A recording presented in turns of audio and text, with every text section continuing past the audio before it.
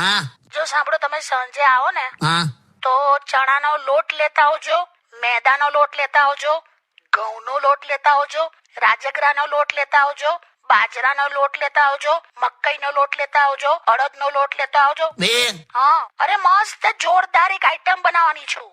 મસ્ત ખવડાવું તમને.